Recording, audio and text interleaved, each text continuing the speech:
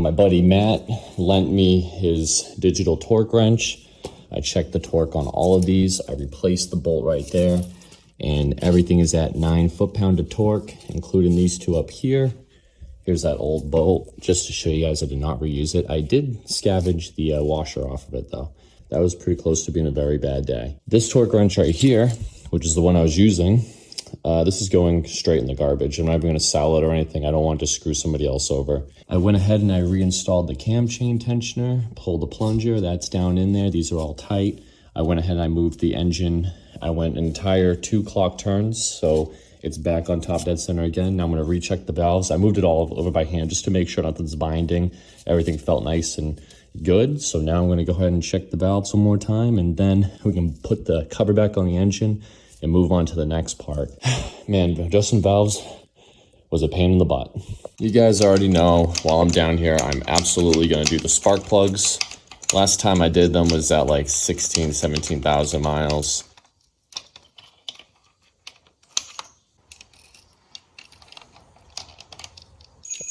Here's our plug right here. It still looks really good, but we'll replace it.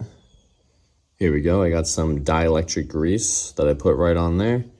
Here's the new versus the old.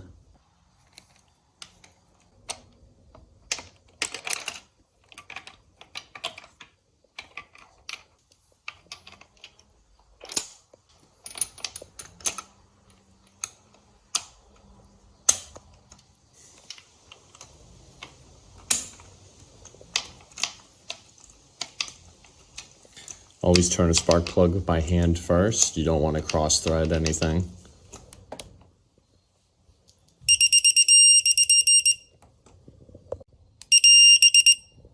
One of the mods I've added to my bike is this Domino quick turn throttle. The great thing about this is it comes with replacement throttle cables, which are sealed with oil, so they're completely maintenance free. Also, this throttle has different gauges you can use to customize the type of throttle response you want, which is super cool. I did have an R6 quick turn throttle already, but I decided I wanted to do this upgrade because I heard that the throttle feel is greatly improved with it.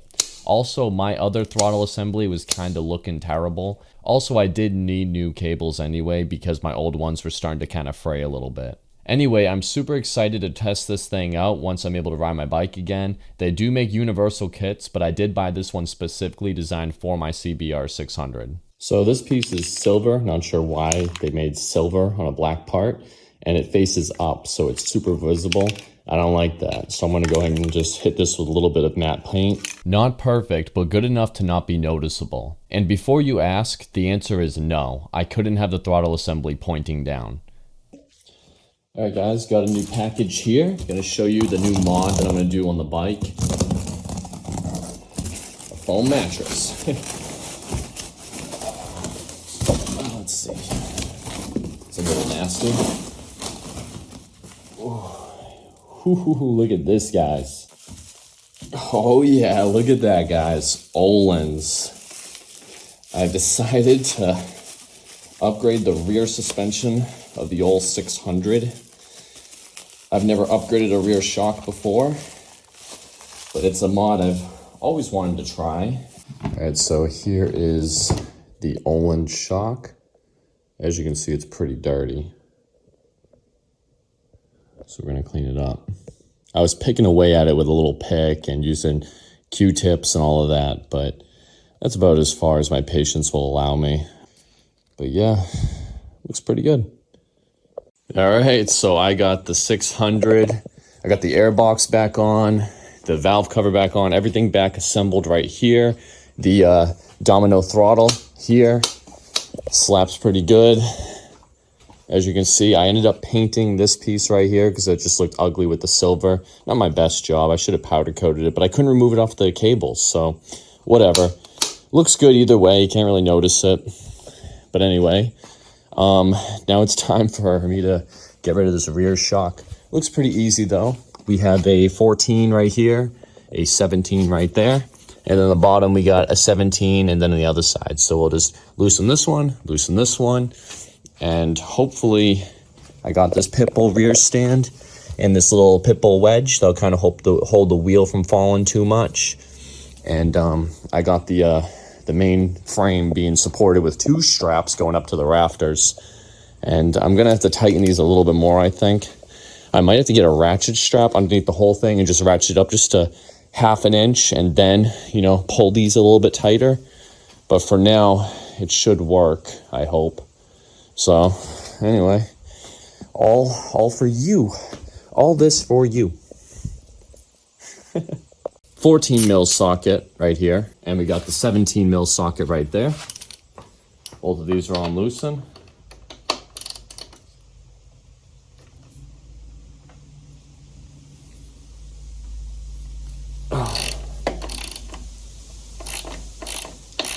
Just gonna loosen it a little ways.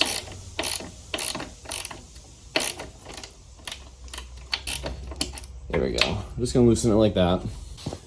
Oh, another small correction. It's 17 on that side, but 14 on this side. So I got a 14 back here on the side you cannot see.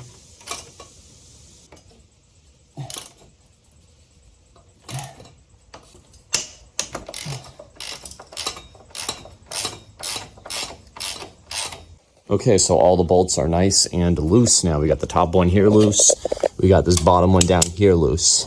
All right, so I added a little bit more assurance. A couple of ratchet straps right here going up to another one. And that's holding this. Whole bike's kind of being held up by the straps. So now I think I can remove what I need to remove. And I can remove this nut right here.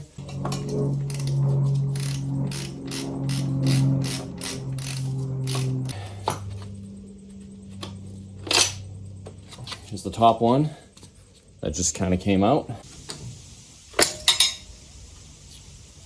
Oh, can I pull it through? Oh, look at this. Sorry, I could just pull it right out like this. All right, here they are, side by side. The Ohlins next to the OEM one. All right, I put some grease just right in there where it pivots.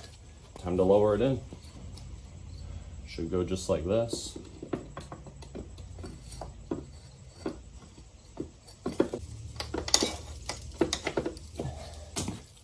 So this one goes right in through here. All right, look at that, guys. We got it down there. I tried to clean up down here, but this stuff's just not coming off easily. But there you go. There's the rear shock right in there. Can barely see the yellow. I was worried about that. But you do see that pop of gold right there. And that gold kind of matches the gold over here. So I do have a little bit of gold on my red and black bike. Just a little bit.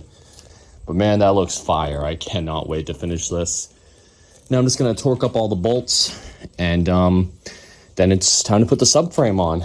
And the 600 is going to be a bike again soon. All right, I just finished torquing the top one here and the bottom one down there to 33 foot-pound of torque.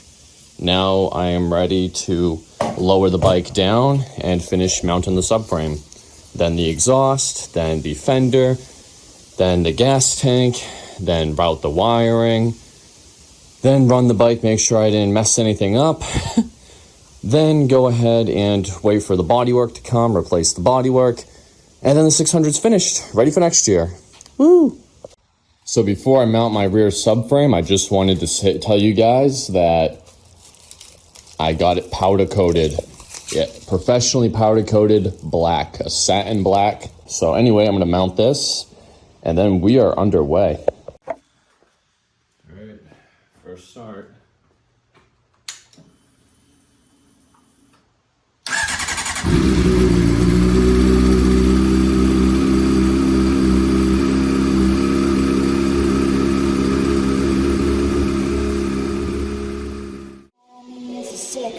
Pull your little arrows out, let me live my life, the one I'd better lead. All the plans of fantasies, and we looked at them 11 ways. You said, look